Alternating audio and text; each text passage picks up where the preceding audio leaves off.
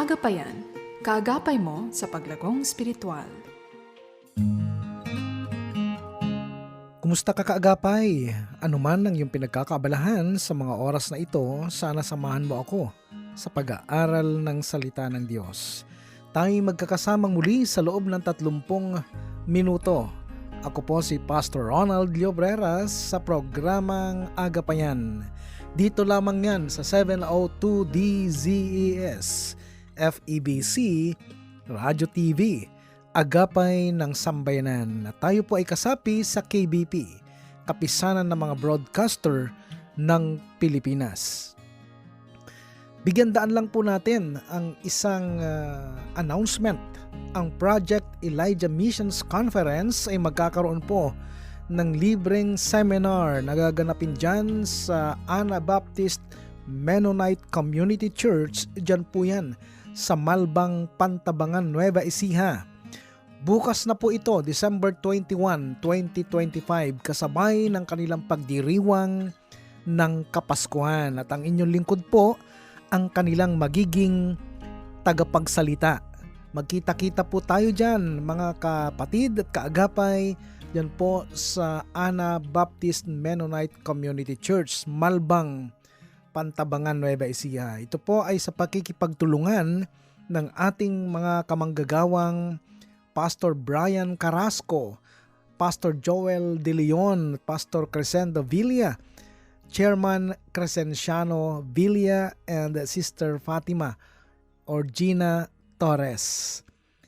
Binabati ko rin po ang ating kaagapay, si Brother Adolfo Gimo Sator and the whole Sator family. Ganon din si Sister Angeline Villa.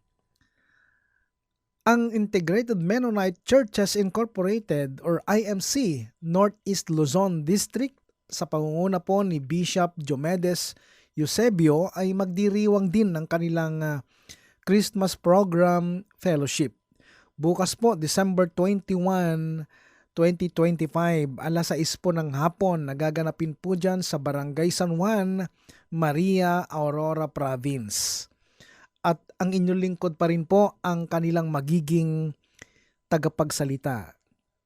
Kaagapay, isa na namang napakagandang paksa ang ating tatalakayin sa gabing ito. Ito ay may pamagat na ganap na kaligtasan kay Kristo. Dito sa ating bansang Pilipinas, malalakas na bagyo at mga baha ang nararanasan natin. Isa na riyan ang katatapos lang bagyo noong nakaraan na si Bagyong Tino na nanalasan itong nakaraan lang dyan sa ating mga kababayan sa Visayas area. Nais kong gamiting bilang ilustrasyon ang Bagyong Tino at ang bahang idinulot nito.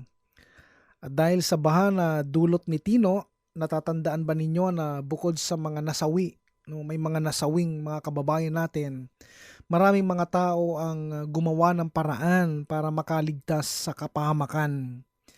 Sila ay umakyat sa ibabaw ng bubong ng kanilang bahay upang makaligtas sila sa tumataas o biglaang pagtaas ng tubig na nagbabanta sa kanilang pagkalunod. Marami pang ibang panganib ang banta ng tubig, kasama na riyan ang nakamamatay na infeksyon. At natatandaan ba ninyo na maraming mga mapagkawang-gawang mga tao na sumagip sa mga taong na stranded sa mga bubungan. Ang mga biktimang nakaligtas ay inilikas at dinala sa ligtas na lugar kung saan hindi na sila abot ng baha at ng mga panganib na dulot nito. Kaagapay, ganyan ang kalagayan natin noong tayo nasa kasalanan pa. Ang kasalanan ay parang bagyo at bahang nagbabanta sa atin ng walang hanggang kapahamakan. Subalit dumating si Kristo upang tayo ay sagipin at ilagay sa ligtas na lugar. Sa ating pagpapatuloy sa ating pag-aaral tungkol sa tagumpay laban sa kasalanan, dumating na tayo ngayon sa Romans chapter 8. Ipinaliliwanag sa kabanatang ito na ang tagumpay sa kasalanan ay nakatayo sa matatag na pundasyon ng katiyakan ng kaligtasan. At ang pundasyong ito ay walang kahatulan. Roma Kabanatang 8, talatang 1, ngayon ngay wala nang kahatulan sa mga nakay Kristo Jesus. Tama ka agapay, wala nang kahatulan, hindi na tayo papasok sa paghatol.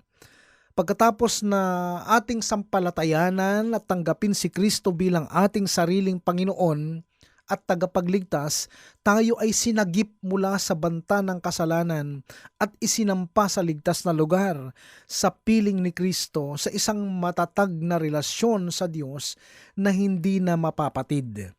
Ang katiyakan ng kaligtasan ay dapat itanim natin ng malalim sa ating puso't isipan. Ang tagumpay laban sa kasalanan ay nakatayo sa pundasyong iyan. Ang katiyakan ng kaligtasan ay ginagarantiyahan ng ating Panginoong Hesus. Ayon yan sa 1 Kabanatang 5, talatang 24, katotohanang sinasabi ko sa inyo, ang nakikinig ng aking salita at sumasampalataya sa Kanya na nagsugo sa akin ay may buhay na walang hanggan at hindi darating sa kahatulan kundi lumipat na sa buhay mula sa kamatayan. Tatlong bagay ang ginagarantiyahan o ginarantiyahan ni Kristo sa bawat mananampalatayang Kristiyano. Una, sa kasalukuyan, ang mananampalataya ay mayroon ng buhay na walang hanggan. Ikalawa, sa hinaharap, ang mananampalataya ay hindi na darating sa kahatulan. At ikatlo, sa nakaraan, ang mananampalataya ay lumipat na sa buhay mula sa kamatayan. Pagsamahin natin ang mga katotohanang matatagpuan sa sulat ni Pablo sa mga taga-Roma at ang mga katotohanang matatagpuan sa kanyang sulat sa mga taga-Efeso at sa mga taga-Kolosas. Ephesians chapter 2 verses 4 to 9. But because of His great love for us, God who is rich in mercy made us alive with Christ even when we were dead in transgressions. It is by grace you have been saved. And God raised us up with Christ and seated us with Him in the heavenly realms in Christ Jesus, in order that in the coming ages He might show the incomparable riches of His grace, expressed in His kindness to us in Christ Jesus. For it is by grace you have been saved, through faith, and this is not from yourselves. It is the gift of God, not by works, so that no one can boast. Colossians chapter 3 verses 1 to 4. Since then you have been raised with Christ. Set your hearts on things above, where Christ is seated at the right hand of God. Set your minds on things above, not on earthly things. For you died, and your life is now hidden with Christ in God. When Christ, who is your life, appears, then you also will appear with Him in glory. Ito ang pinagsamang mga katotohanan mula sa Roma, mula sa Efeso, at mula sa Kolosas. Tayo'y namatay at nalibing kasama ni Kristo sa pamamagitan ng pagkamatay at pagkalibing. Naputol na ang ating relasyon sa kasalanan at sa lumang pagkatao. Tayo'y nabuhay na muli kasama ni Kristo sa pamamagitan ng pagkabuhay na muli na iugnay tayo sa isang di mapapatid na relasyon sa Diyos at sa bagong pagkatao. Tayo'y dinala sa itaas at pinaupong kasama ni Kristo sa kanyang trono sa kanan ng Ama sa langit. Dito sa kalagayang ito, tayo'y isinampa sa lugar kung saan wala ng kahatulang nagbabanta sa atin. Sa kasalukuyang panahon, nakatago ang ating buhay kay Kristo sa Diyos. Balang araw, sa pagbabalik ni Kristo ay mahayag tayo sa kaluwalhatian kasama niya. Ayon yan sa unang 1, Kabanatang 3, talatang 2. Ulitin natin minsan pa kaagapay, ang tagumpay laban sa kasalanan ay nakatayo sa matatag na pundasyon ng katiyakan ng kaligtasan. Para sa Kristiyano, wala nang naghihintay na kahatulan.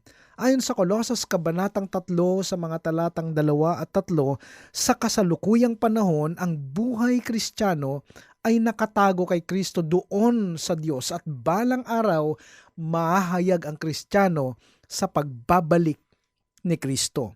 Ang tanong kaagapay ay ito: sino itong tao na nabubuhay ngayon sa ibabaw ng lupa samantalang ang kanyang buhay ay nakatago sa kalangitan kasama ni Kristo?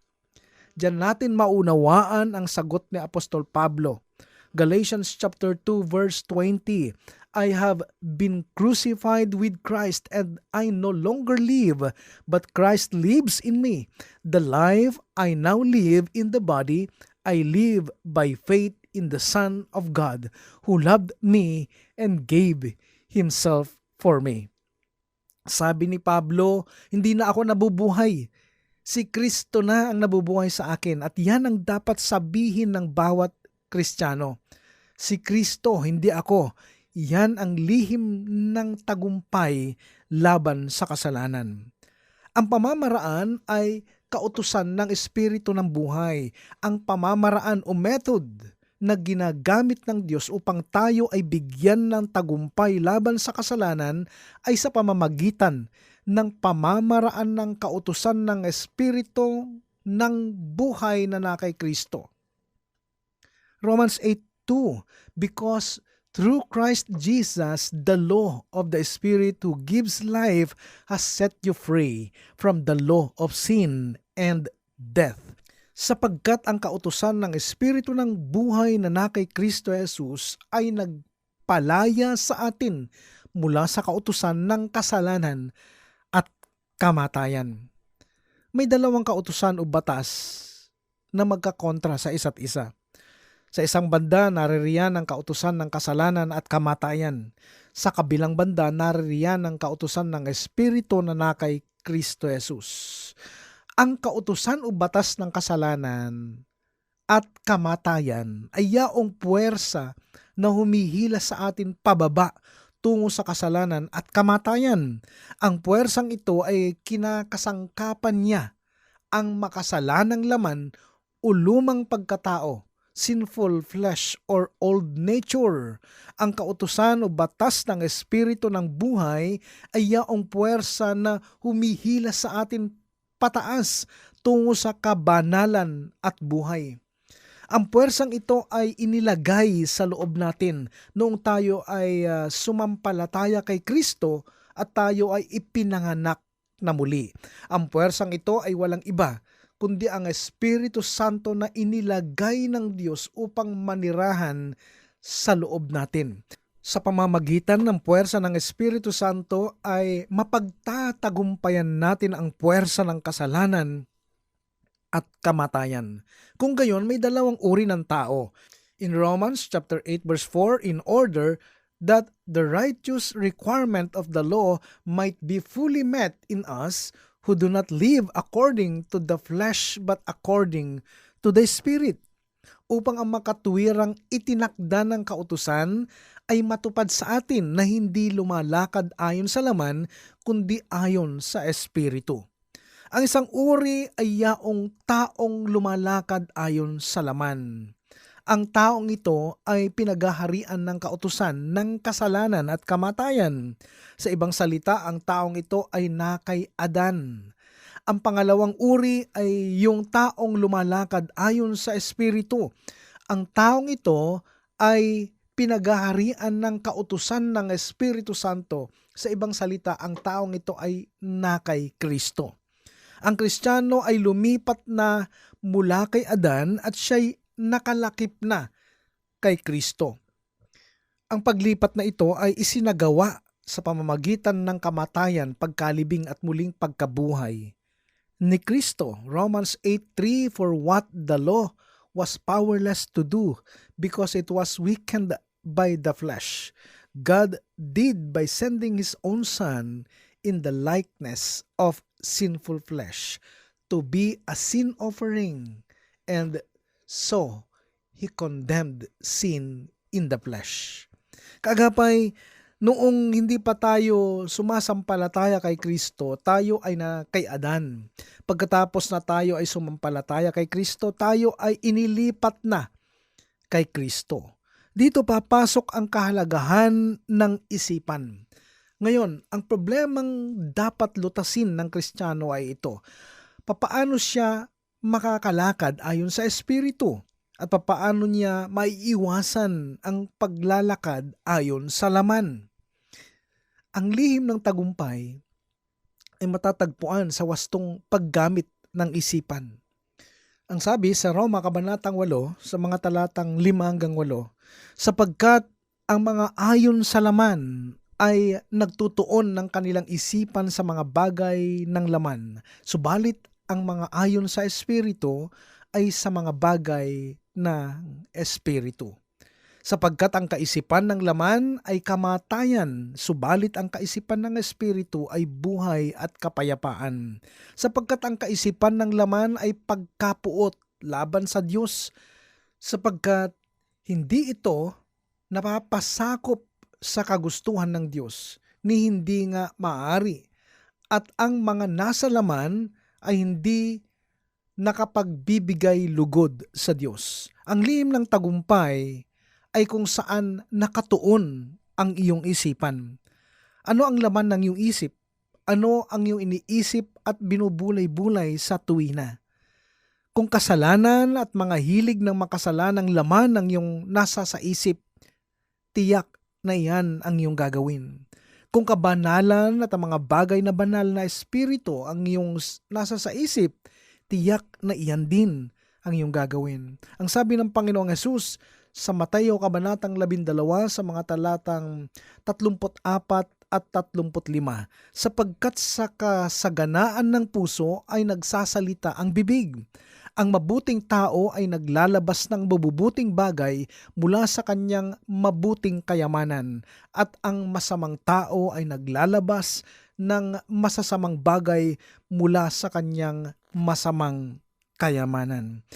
Kung ano ang laman ng dibdib, iyon ang bukang bibig. Kung ano ang laman ng isip, iyon ang nasasambit.